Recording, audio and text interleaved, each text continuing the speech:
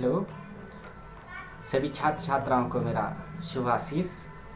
आशा है कि आप सभी लोग स्वस्थ होंगे और घर पर रहकर भली भांति अध्ययन कर रहे होंगे। आज मैं आप लोगों के लिए एक नई वीडियो लेके आया हूँ। इसमें हम पढ़ेंगे अपनी संस्कृत की पुस्तक से प्रथम पाठ सुभाषितानि। अब देखिए जो शब्द है सुभाषितानि, इसमें सु का अर्थ है मधुर या सुंदर और भाषित का अर्थ है वचन।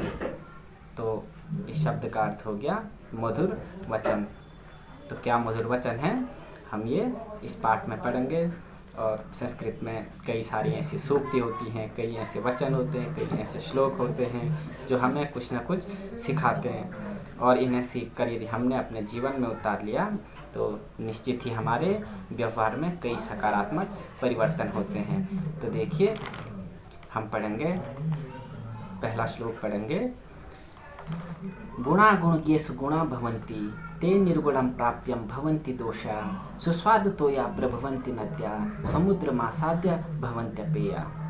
अर्थात कह रहे हैं गुणा गुणज्ञेषु गुणा भवन्ति, यानी गुणवान व्यक्तियों में कई सारे गुण होते हैं। गुणा गुणज्ञेषु गुणा भवन्ति, यानी गुणवान व्यक्तियों में कई सारे गुण होते हैं। ते निर्गुणं प्राप्यं भवन्ति दोषा, किंतु वे ते निर्गुणं प्राप्यम, यानी वे निर्गुण व्यक्तियों को प्राप्त कर अपने गुणों को दोष में बदल देते हैं। कह रहे हैं कि गुणवान व्यक्तियों में कई गुण होते हैं, लेकिन वे निर्गुण व्यक्तियों की संगति में आकर या निर्गुण व्यक्तियों को पाकर उनके जो गुण होते हैं वह दोष में बदल जाते हैं। ठीक उसी प्रकार जिस प्रकार सुस्वादुतोया प्रभवन्ति नद्या समुद्रमासाद्य भवन्त्यपेया, जिस प्रकार स्वाद से युक्त नदी जब पहाड़ से आती है, यानी कह रहे हैं कि जब नदी पहाड़ से निकलती है तो उस समय उसका जल सुस्वादुतोया पीने योग्य होता है, स्वाद से युक्त होता है।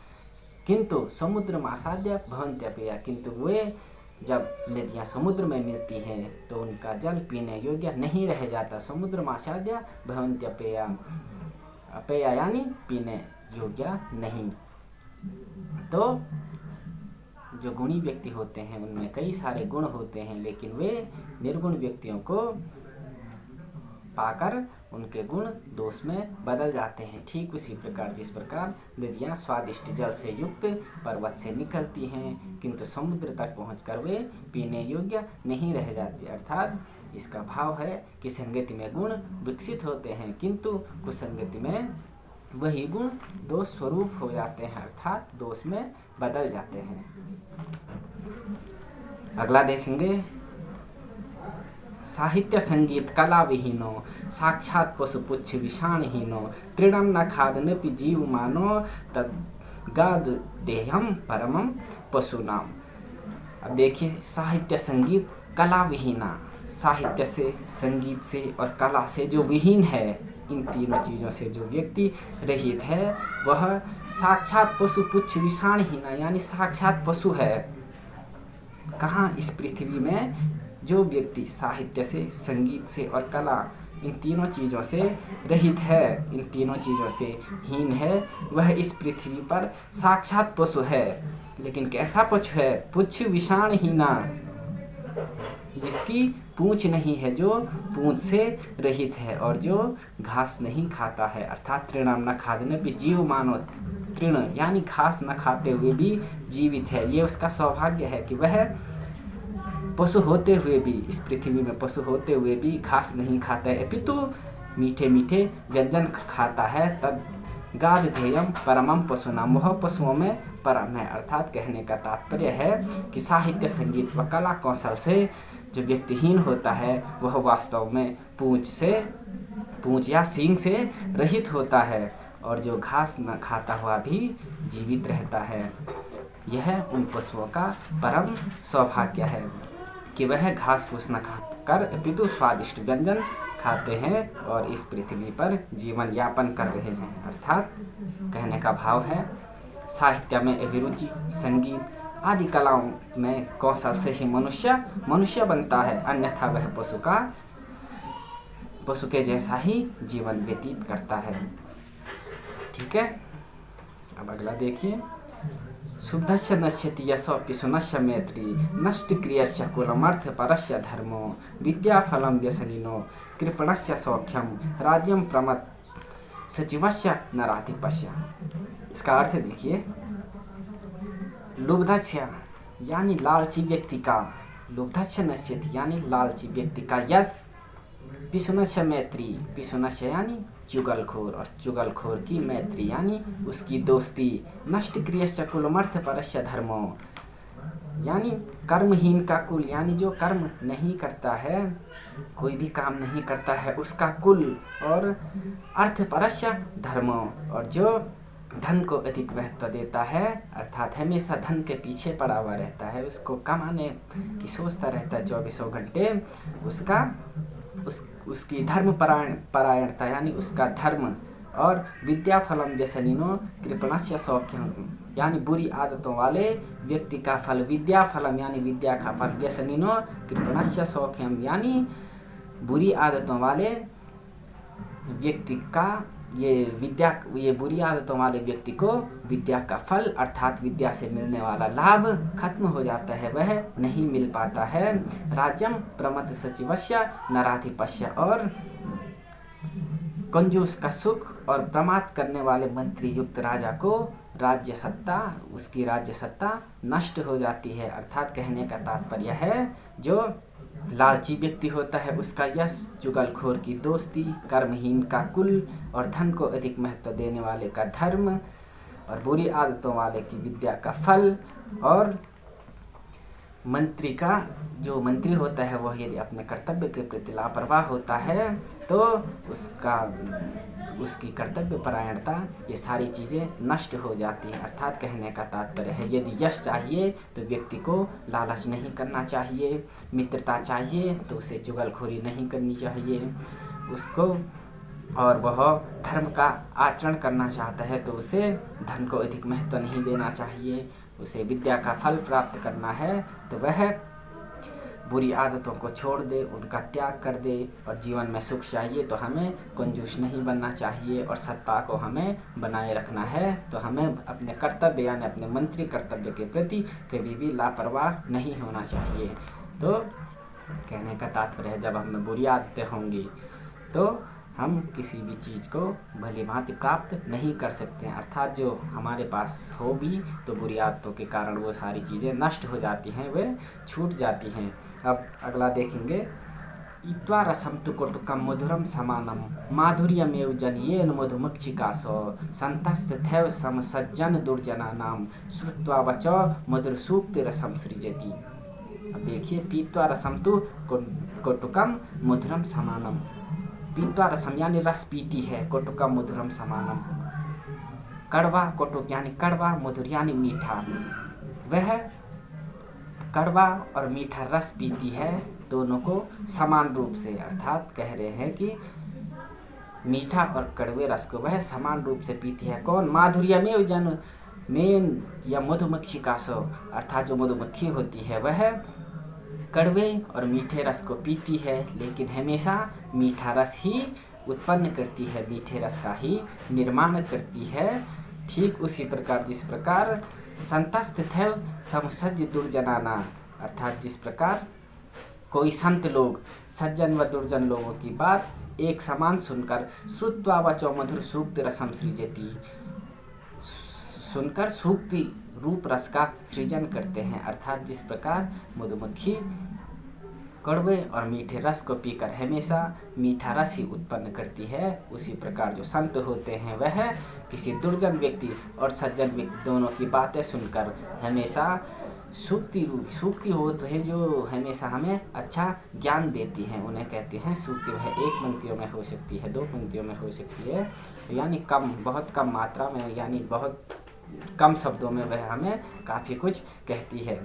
तो उसी प्रकार जो संत लोग होते हैं वह सज्जन और दुर्जन लोग दोनों की बात सुनते हैं, लेकिन उन बातों को सुनकर हमेशा सूक्ति रूप रस का सृजन करते हैं।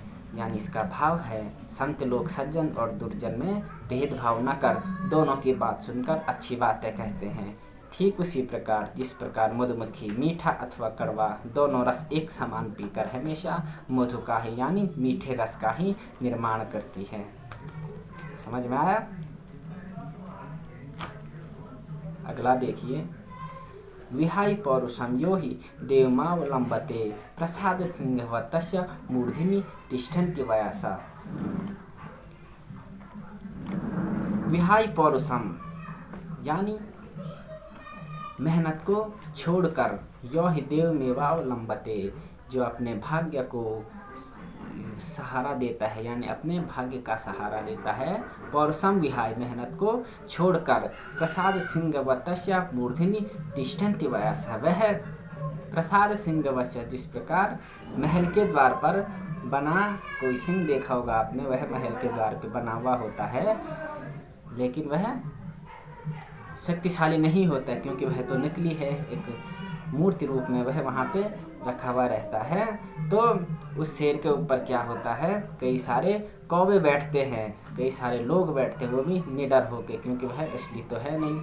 तो इसीलिए कह रहे हैं कि जो व्यक्ति पुरुषार्थ को छोड़कर यानी अपने कर्म को छोड़कर, मेहनत को छोड़कर भाग्य का ही सहारा लेता है, वह महल के द्वार पर बने हुए उस नकली शेर की तरह है जिसके सिर पर हमेशा कौवे बैठे हुए रहते हैं। अर्थात इस श्लोक का भाव है कि व्यक्ति को कभी भी अपने भाग्य पर निर्भर नहीं होना चाहिए, बल्कि सदैव अपना पुरुषार्थ करते रहना चाहिए।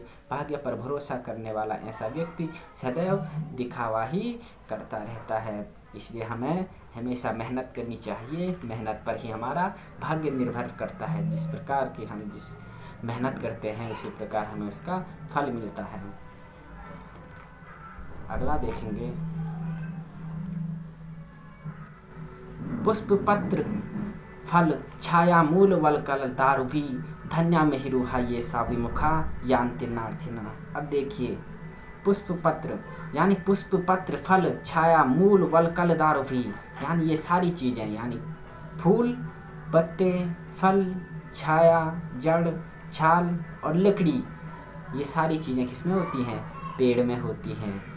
वो पेड़ धन्य है जो इतनी सारी चीज़ रखते हैं अपने पास, और उन चीज़ों को यदि कोई मांगने जाता है तो क्या कह रहे हैं? धन्या में ही रुहा ये सब विमुखा यान्ति नार्थिनो। यदि उन चीज़ों को कोई मांगने जाता है तो वह उसको विमुख नहीं करते हैं यानी उसको निराश नहीं करते हैं। धन्य हैं ऐसे पेड़। धन्य में ही रुहा ये सब विमुखा यान्ति नार्थिनो यानी महिरुहा का अर्थ होता है पेड़, यानी वो पेड़ धन्य हैं जो लोगों की सेवा करते हैं, किसी को भी निराश नहीं करते हैं। जो लोग उनके पास मांगने आता है उसको हमेशा देते हैं, क्योंकि उसके पास कई सारी चीज़ें हैं, फल हैं, फूल हैं, ये छाल है, लकड़ी है और छाया है, कई सारी चीज़ें हैं जो हमेशा लोगों के लिए देते रहते हैं। उसी प्रकार हमारे शरीर में भी समस्त अंग हैं, हमारे हाथ हैं, पैर हैं, कान हैं, आँख हैं। इन चीज़ों के द्वारा हमें हमेशा लोगों की सेवा करनी चाहिए। जिस प्रकार पेड़ अपनी जो विभिन्न अंग हैं उसके उनके माध्यम से वह सदैव लोगों की सेवा करता रहता है, उसी प्रकार हमें अपने शरीर के सभी अंगों के माध्यम से हमेशा लोगों की, इस मानव समाज की, जीव जंतुओं की सेवा करते रहनी चाहिए। अर्थात भाव है कि वृक्ष हमेशा परोपकार करते हैं, वे अपने शरीर के अंगों से सदैव लोगों का भला करते हैं। हमें भी इन वृक्षों की तरह हर प्रकार से लोगों की ही नहीं अपितु समस्त मानव जीव, जो भी जीव रहते हैं, जो भी प्राणी रहते हैं, उनकी सेवा करनी चाहिए। अगला है, चिंतनीया हि विपदाम अदावेव प्रतिक्रिया न कूप खनेन युक्तम प्रदीप्त वहिना गृह। अब देखिए, चिंतनीया हि विपदाम अदावेव प्रतिक्रिया। चिंतनीया यानी हमें सोचना चाहिए, विचार करना चाहिए। कब? विपदाम अदावेव प्रतिक्रिया, विपदा के आने से पहले। और प्रतिक्रिया का अर्थ होता है यानी उसका समाधान। तो चिंतनीया ही विपदाम अदावेव प्रतिक्रिया, हमें हर चीज़ का समाधान पहले ही खोज देना चाहिए। यानी किसी जब भी कोई संकट आता है, जब भी कोई समस्या खड़ी हो जाती है तो उसका समाधान हमें पहले से ही खोज देना चाहिए। न कूप खनेन युक्तम प्रदीप्त वही ना गृह। तब कोई समाधान खोज के फायदा नहीं है, यानी कोई लाभ नहीं है जब न कूप खनेन युक्तम प्रदीप्त वही ना गृह, यानी जब कोई घर आग के हवाले हो जाता है, आग को प्राप्त हो जाता है, तब न कूप खनेन, तब कुआं खोदने का कोई लाभ नहीं है। न कूप खनेन युक्तम प्रदीप्त विहीना गृह, तब हमें कुआं नहीं खोदना चाहिए, अर्थात तब कुआं खोदने का कोई लाभ नहीं होगा जब घर जल जाए। इसलिए हमें हर समस्या का समाधान पहले से ही खोज देना चाहिए। इसका भाव है प्रत्येक मनुष्य को समाधान प्रारंभ से ही ढूंढ कर रख देना चाहिए, जिससे यदि समस्या आती है तो वह मुसीबत न बन जाए। इसी में मनुष्य की भलाई है। समस्या आ जाने पर समाधान ढूंढना उचित नहीं है। तो इस सुभाषितानी में हमने सुंदर और मधुर वचनों का अध्ययन किया। इससे हमें सीखने को काफ़ी कुछ मिल जाता है यदि हम इस पे गौर करें, इसको भली भांति पढ़ें और अपने जीवन में उतारें, तो काफ़ी कुछ सीख, कई प्रेरणा हमें इन श्लोकों से मिलती है। तो हमें आशा है आपको समझ आया होगा। तो आप सही से इन श्लोक के अर्थ को समझें और इसके प्रश्नोत्तर हम आपको अगली वीडियो में प्रेषित कर देंगे या आपको व्हाट्सएप के माध्यम से भेज देंगे। तब तक आप इस वीडियो को अच्छे से सुनें और श्लोकों का अर्थ समझें।